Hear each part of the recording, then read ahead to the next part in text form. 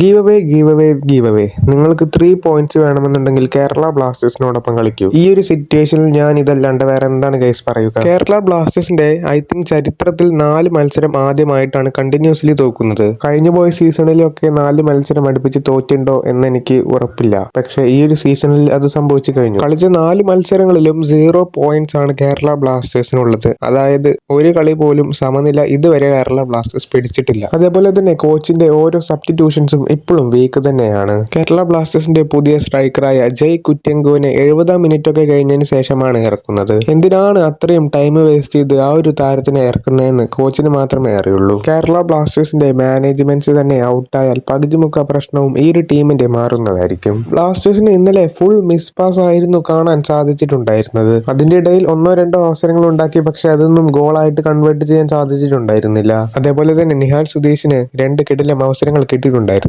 പക്ഷെ അതൊന്നും ഗോളായിട്ട് കൺവേർട്ട് ചെയ്യാൻ നിഹാലിന് സാധിച്ചിട്ടുണ്ടായിരുന്നില്ല. ഇങ്ങനെ പോവുകയാണ് എന്നുണ്ടെങ്കിൽ കേരള ബ്ലാസ്റ്റേഴ്സ് എന്തായാലും റെലഗേഷൻ ആവുന്നതായിരിക്കും. ഈ ഒരു സീസണിലെ ഒരു കളി പോലും ജയിക്കാത്ത ടീമായിരുന്നു ചെന്നൈയിൻ FC. എന്നാൽ ഇപ്പോൾ ഇതാ അവർക്കും നമ്മൾ ഒരു 3 പോയിന്റ് കൊടുത്തിരിക്കുകയാണ്. എന്തെങ്കിലും ഇന്നലെ നടന്ന മത്സരത്തിനെ കുറിച്ച് നിങ്ങളുടെ അഭിപ്രായം താഴത്ത് കമന്റ് ചെയ്യുക. ഞാൻ അടുത്തൊരു വീഡിയോ ആയിട്ട് വരാം ഗൈസ്. Okay bye friends.